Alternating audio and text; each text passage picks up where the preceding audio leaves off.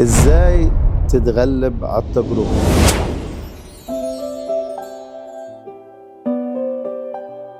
بسم الآب والابن والروح القدس إله واحد امين. احنا في حياتنا، في حياة الغربة، احنا في الصراع مع الشيطان دائم ما بينتهيش. يقول الكتاب: ابليس عدوكم يجول كأسد زائر ملتبسا من يبتلعه.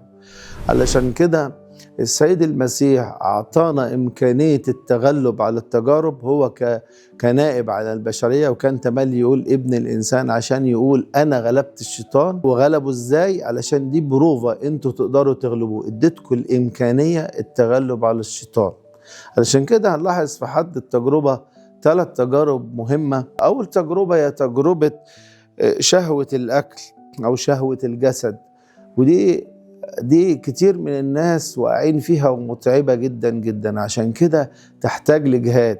كان سبب خروج آدم من الجنة شهوة الأكل، ما يقدرش يمسك نفسه عن الأكل من شجرة معرفة الخير والشر. عشان كده قاوم الفكر ده الجوع بالصوم، علشان يقول إن كان الإنسان ما نجحش في وصية الصوم، السيد المسيح نجح في وصية الصوم. والشيطان لما كان شافه جعان جدا وصل لأقصى درجة يحتملها الإنسان جوع، قال له كل هذه الحجارة أن تصير خبزا. فقال له مكتوب: ليس بالخبز وحده يحيى الإنسان بل بكل كلمة تخرج من الله. فلازم أن تنجح في الصوم. أول حاجة إن في التجربة عشان تنجح في شهوات الجسد دي وتنتصر عليها، لازم تنجح في وصية الصوم. تصوم بجد، ما توصلش لدرجة الشبع الشديد. لازم ما تخليش جسدك ياخد راحة بزيادة، الراحة المطلوبة بيستريح مثلا 6-7 ساعات في اليوم، لكن ما يبقوش 10، ما يبقوش 12. تقدر تخلي جسدك يعمل مطانيات، تبقى بتجهده في أمور وجهادات روحية مفيدة هتخليه يبقى منضبط، وكل من يجاهد يضبط نفسه في كل شيء. تاني تجربة شهوة التعظم. التعظم لما قال خد السيد المسيح على جناح الهيكل وقال له: اطرح نفسك من هنا فإنه يوصي ملائكته بك ليحملونك على أيديهم. السيد المسيح قال له: مكتوب لا تجرب الرب إلهك. فالإنسان اللي عنده شهوة التعظم عايز يبقى حاجة عظيمة، عايز يبقى حاجة فانتازيا كده، زي ان الناس اللي تميل للمعجزات وللمواهب، دي امور ما توصلش السماء. عشان كده كلنا لازم نبقى حريصين على ثمار الروح مش المواهب. المواهب مش هتفيدك كإنسان، هتضيعك. لكن ثمار الروح محبة فرح سلام، دي اللي هتعمل معاك فرق، دي اللي هتدخلك السماء. لكن انا بعمل معجزة، فادت لي انا بايه؟ عايز ابقى ليا منظر حلو قدام الناس، فادني انا بيه. عشان كده كل واحد بيسعى لشهوة التعظم وشهوة انه يبقى يعمل حاجات فوق امكانيات الناس، ويحسس الناس ان هو افضل منهم واعظم منهم.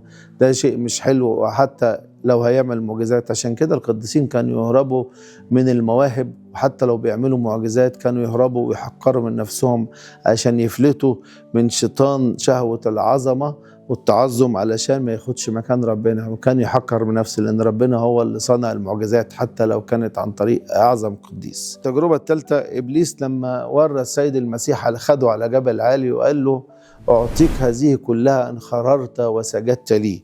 ودي العالم كله عنده حب شهوة السلطة، وزي ما شفنا اليومين دول حرب إيران وإسرائيل اللي لسه بادئة حالا في فجر اليوم الماضي. فالموضوع صعب، كل واحد عايز يتسلط على العالم ويحكم العالم، حتى لو على جثث الناس الأبرياء اللي ما لهمش في السياسة، الشعوب الغلبانة، سواء في إيران ولا في سوريا ولا في غزة ولا في أي بلد، ما هي اللي بتدفع الثمن. لكن شهوة السلطة بتخلي الواحد يدوس على قلبه وعلى الرحمة وعلى الناس. فالسيد المسيح، الشيطان كذاب، شهوة السلطة وشهوة الفلوس والمال، ان الواحد عايز يبقى متعظم. عشان كده مرة واحد فنان رسم ان العالم كله بيسجد للدولار، رسم دولار والعالم كله بيسجد للدولار. ومحبة العالم أصل لكل الشرور. ويقول كده السيد المسيح: ماذا ينتفع الإنسان لو ربح العالم كله وخسر نفسه؟